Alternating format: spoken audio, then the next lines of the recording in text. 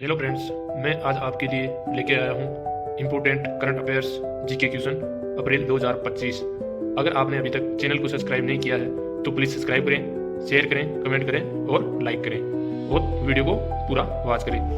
तो चलो हम शुरू करते हैं आज के हमारे करंट अफेयर्स के क्वेश्चन नंबर 1, महिलाओं की सुरक्षा और सशक्तिकरण के लिए स्त्री समिट 2025 की मेजबानी कौन सा शहर कर रहा है? Option 1 Hyderabad, option 2 Bhopal, option 3 Chennai, option 4 Bengaluru. तो हमारा सही आंसर होगा ऑप्शन 1 हैदराबाद। देखो इसके बारे में, महिला सशक्तिकरण के बारे में। हैदराबाद सिटी सिक्योरिटी काउंसिल महिलाओं की सुरक्षा और सशक्तिकरण के लिए स्त्री समिट के दूसरे संस्करण की मेजबानी करता है।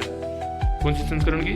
दूसरे संस्करण की। यह समिट महिलाओं की सुरक्षा से जुड़े प्रमुख मुद्दों का समाधान करने और सम्मान, सामान्य और सशक्तिकरण की संस्कृति को बढ़ावा देने का लक्ष्य रखता है। नेक्स्ट क्वेश्चन, हाल ही में खबरों में देखा गया लेजिनियर्स रोग किस एजेंट के कारण होता है? ऑप्शन 1 वायरस द्वारा, ऑप्शन 2 फंगस द्वारा, ऑप्शन 3 बैक्टीरिया द्वारा, ऑप्शन 4 प्रोटोजोआ द्वारा। तो हमारा सही आंसर होगा ऑप्शन 3 बैक्टीरिया द्वारा। देखो इसके बारे में, ऑस्ट्रेलिया के न्यू साउथ वेल्स में स्वास्थ्य अधिकारियों ने सिडनी में लेजिनर्स रोग के मामलों में वृद्धि के बाद सार्वजनिक चेतावनी जारी की है। कहाँ पर? ऑस्ट्रेलिया के न्यू साउथ वेल्स में। एयर कंडीशनर सिस्टम संक्रमण का दर बढ़ गया है। लेजिनर्स रोग एक गंभीर फेफड़े का संक्रमण है। किसका संक्रमण है ये रोग? फेफड़े का। और कौन से बैक्टीरिया से होता है ये नीला बैक्टीरिया के कारण होता है। नेक्स्ट क्वेश्चन, केरल के बैकवाटर्स में हाल ही में देखे गए किस प्राकृतिक घटना के लिए मुख्य रूप से नाक्टिलुका साइटिजिलेंस जिम्मेदार है? ऑप्शन 1 महासागर अम्लीकरण, ऑप्शन 2 जैव दीप्ति, ऑप्शन 3 मोटियोसुनामी, ऑप्शन 4 लाल ज्वर। तो हमारा सही आंसर होगा ऑप्शन 2 जैव दीप्ति। नेक्स्ट क्वेश्चन, वर्ल्ड प्रकाशन डे हर साल किस दिन मनाया जाता है? ऑप्शन 1 9 अप्रैल, ऑप्शन 2 10 अप्रैल, ऑप्शन 3 11 अप्रैल, ऑप्शन 4 12 अप्रैल। तो हमारा सही आंसर होगा ऑप्शन 3 11 अप्रैल। वर्ल्ड प्रकाशन डे हर साल 11 अप्रैल को मनाया जाता है। यह दिन 1997 में पार्किंसन यूरोप और विश्व स्वास्थ्य संगठन द्वारा डॉक्टर जेम्स पार्किंसन के सम्मान में स्थापित किया गया था। इसके सम्मान में डॉक्टर जेम्स के सम्मान में स्थापित किया गया था। 1817 में इस रोग का पहली बार वर्णन किया गया था। पहली बार वर्णन कब किया गया? 1817 में। नेक्स्ट क्वेश्चन, BM-04 एक अल्पमर्गियों बैलिस्टिक मिसाइल है जिसे किस संगठन द्वारा विकसित किया गया? Option 1 Hindustan aeronautics limited, option 2 भारतीय अंतरिक्ष अनुसंधान संगठन, ऑप्शन 3 रक्षा अनुसंधान और विकास संगठन, ऑप्शन 4 भारत डायनामिक्स लिमिटेड। तो हमारा सही आंसर होगा ऑप्शन 3 रक्षा अनुसंधान और विकास संगठन। देखो इसके बारे में, भारत ने हाल ही में हैदराबाद में आयोजित विज्ञान वैभव 2025 रक्षा प्रदर्शनी में BM-04 मिसाइल का प्रदर्शन किया। रक्षा अनुसंधान और विकास संगठन द्वारा विकसित किया गया 10.2 मीटर लंबी 1.2 मीटर व्यास वाली इसका वजन 1150 किलोग्राम है। कितना है? 1150 किलोग्राम। नेक्स्ट क्वेश्चन, भारतीय विशाल उड़न गिलहरी की IUCN संरक्षण स्थिति क्या है जो हाल ही में खबरों में देखी गई थी? ऑप्शन 1 विलुप्त प्राय, ऑप्शन 2 असुरक्षित, ऑप्शन 3 गंभीर रूप से विलुप्त प्राय, ऑप्शन 4 कम चिंता। तो हमारा सही आंसर होगा ऑप्शन 4 कम चिंता। उत्तराखंड के रानीखेत में भारतीय विशाल उड़न गिलहरी की दुर्लभ उपस्थिति दर्ज की गई है। कहाँ पर है? उत्तराखंड के रानीखेत में। भारतीय विशाल उड़न गिलहरी सबसे बड़ी उड़न गिलहरियों में से एक है जिसकी शरीर की लंबाई 30 से 45 सेंटीमीटर और पूंछ की लंबाई 60 सेंटीमीटर तक होती है। इसका रंग लाल बड़ा होता है, नीचे का हिस्सा ग्रे होता है। नेक्स्ट क्वेश्चन, पीएम पोषण योजना के कार्यान्वयन के लिए कौन सा मंत्रालय जिम्मेदार है? ऑप्शन 1 स्वास्थ्य और परिवार कल्याण मंत्रालय, ऑप्शन 2 गृह मंत्रालय, ऑप्शन 3 शिक्षा मंत्रालय, ऑप्शन 4 महिला और बाल विकास मंत्रालय। तो हमारा सही आंसर होगा ऑप्शन 3 शिक्षा मंत्रालय पोषण योजना के लिए जिम्मेदार है। Next question, British startup Pulsar fusion द्वारा विकसित परमाणु संलयन संचालित रॉकेट का नाम क्या है जो अंतर्ग्रहीय यात्रा में क्रांति ला सकता है? Option 1 dragon fly, option 2 starfish, option 3 sunbird, option 4 Juno. तो हमारा सही आंसर होगा ऑप्शन 3 सनबर्ड। देखो इसके बारे में, सनबर्ड एक परमाणु संलयन संचालित रॉकेट है। सनबर्ड है क्या चीज? परमाणु संलयन संचालित rocket. British startup Pulsar fusion ने विकसित किया। किसने विकसित किया? पल्सर फ्यूजन ने। नेक्स्ट क्वेश्चन, केंद्रीय प्रदूषण नियंत्रण बोर्ड द्वारा पेश की गई नई ब्लू कैटेगरी का उद्देश्य क्या है? ऑप्शन 1 सबसे प्रदूषणकारी उद्योगों को श्रेणीबद्ध करना, ऑप्शन 2 आवश्यक पर्यावरणीय सेवाओं के तहत गतिविधियों को वर्गीकृत करना, ऑप्शन 3 रासायनिक निर्माण उद्योगों को चिन्हित करना, ऑप्शन 4 उद्योगों की श्रेणी कारण को हटाना। तो हमारा सही आंसर होगा ऑप्शन 2 आवश्यक पर्यावरणीय सेवाओं के तहत गतिविधियों को वर्गीकृत करना। देखो इसके बारे में, केंद्रीय प्रदूषण नियंत्रण बोर्ड ने आवश्यक पर्यावरण सेवाओं के तहत खाद बनाना, बायोगैस प्लांट और सीवेज ट्रीटमेंट जैसी उद्योगों के लिए एक न्यू ब्लू क्रांतिकारी बनाया है। नेक्स्ट क्वेश्चन, अंतर्राष्ट्रीय शूटिंग स्पोर्ट फेडरेशन विश्व कप 2025 में पदक तालिका में भारत का कौन सा स्थान है? ऑप्शन 1 पहला, ऑप्शन 2 दूसरा, ऑप्शन 3 तीसरा, ऑप्शन 4 चौथा। तो हमारा सही आंसर होगा ऑप्शन 2 दूसरा। देखो इसके बारे में, भारत ने ब्यूनस आयर्स में आयोजित अंतर्राष्ट्रीय शूटिंग स्पोर्ट फेडरेशन विश्व कप 2025 में 8 पदक जीते। कितने पदक जीते? 8 पदक। पहले स्थान पर चीन रहा। पहले स्थान पर कौन रहा? चीन। इसमें भारत ने कौन कौन से पदक जीते? देखो 4 स्वर्ण जीते, 2 रजत और 2 कांस्य। स्वर्ण पदक शिफ्ट कोर समरा महिला 50 मीटर राइफल 3 पोजीशन में जीते। रुद्रांश पाटिल पुरुष 10 मीटर एयर राइफल में। नेक्स्ट क्वेश्चन, हाल ही में दिवंगत हुए हरिदत्त कापड़ी किस खेल से जुड़े थे?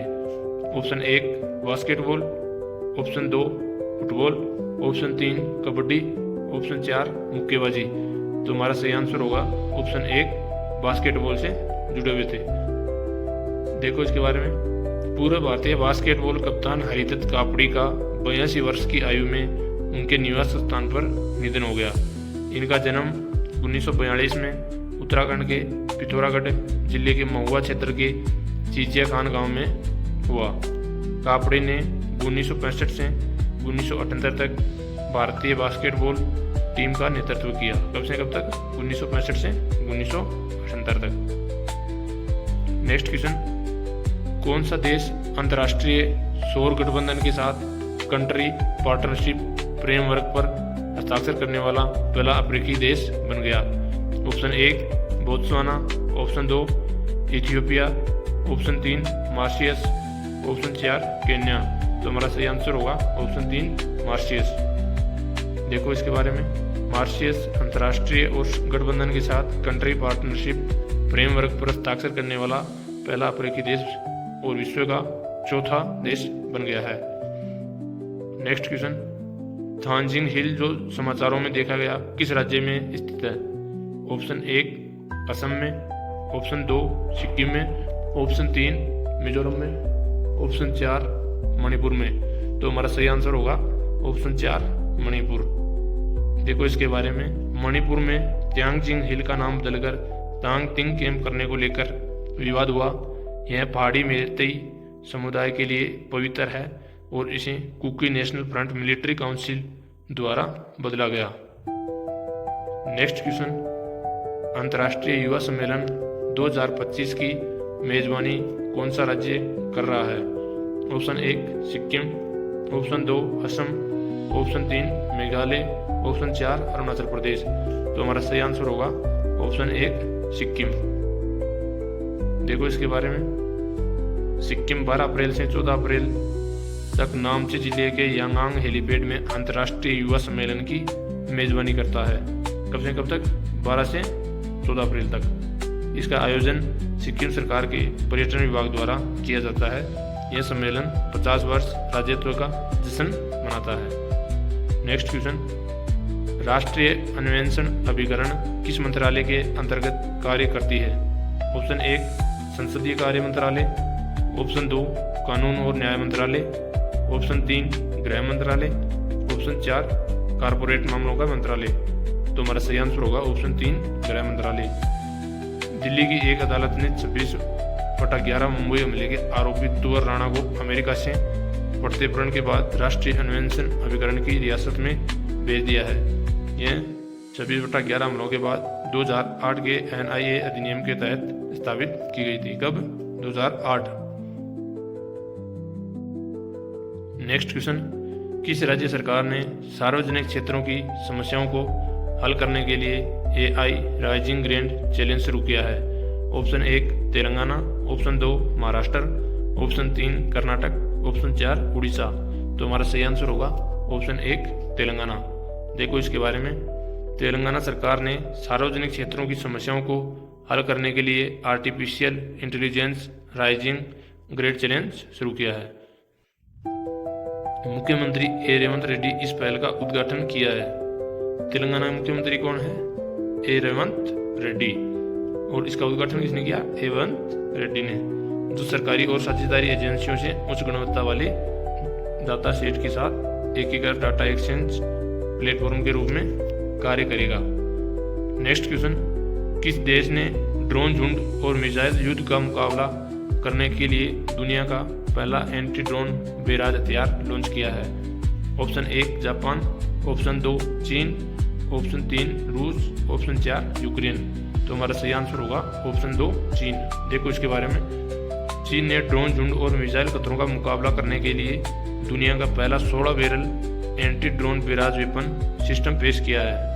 पारंपरिक बिंदु लक्ष्यकरण के बजाय आग की दीवार दृष्टिकोणों का उपयोग करता है, जो तेज और अप्रत्याशित हवाई खतरों को मारने की संभावना बढ़ाता है। नेक्स्ट क्वेश्चन, उड़ीसा में 2 स्वास्थ्य योजनाओं को मिलाकर एकीकृत स्वास्थ्य कवरेज योजना बनाने के लिए किन योजनाओं का विलय किया गया? ऑप्शन 1 गोबंधु योजना और राष्ट्रीय स्वास्थ्य बीमा, ऑप्शन 2 आयुष्मान भारत और गोपाबंधु जन आरोग्य योजना, ऑप्शन 3 केंद्रीय सरकारी स्वास्थ्य योजना और निःशुल्क औषधि वितरण योजना, ऑप्शन 4 इनमें से कोई नहीं। तो हमारा सही आंसर होगा ऑप्शन 2 आयुष्मान भारत और गोपाबंधु जन आरोग्य योजना को एकीकृत किया गया। नेक्स्ट क्वेश्चन, किस संस्था ने automotive industry global value chain में भारत की भागीदारी को सशक्त बनाना पर एक रिपोर्ट जारी की है? Option 1 NITI Aayog, option 2 society of Indian automobile manufacturers, option 3 सड़क परिवहन और राजमार्ग मंत्रालय, option 4 automotive research association of India. तो हमारा सही आंसर होगा ऑप्शन 1 नीति आयोग। नीति आयोग को पहले किस नाम से जाना जाता था? योजना आयोग के नाम से, 2015 से पहले। नेक्स्ट क्वेश्चन, राष्ट्रीय सुरक्षित मातृत्व दिवस प्रतिवर्ष किस दिन मनाया जाता है? ऑप्शन 1 9 अप्रैल, ऑप्शन 2 10 अप्रैल, ऑप्शन 3 11 अप्रैल, ऑप्शन 4 12 अप्रैल। तो हमारा सही आंसर होगा ऑप्शन 3 11 अप्रैल। इसकी याद में मनाया जाता है। देखो, मातृत्व स्वास्थ्य और सुरक्षित प्रसव को बढ़ावा देने के लिए 11 अप्रैल को राष्ट्रीय सुरक्षित मातृत्व दिवस मनाया जाता है। ये कस्तूरबा गांधी की जयंती का प्रतीक है, जो उनकी विरासत का सम्मान करता है। किसकी याद में? कस्तूरबा गांधी की याद में। इसी के साथ अपने करंट अफेयर्स के क्वेश्चन कंप्लीट हुए। अगर आपने अभी तक चैनल को सब्सक्राइब नहीं किया है तो प्लीज़ सब्सक्राइब करें, कमेंट करें, लाइक करें और शेयर करें। जय हिंद।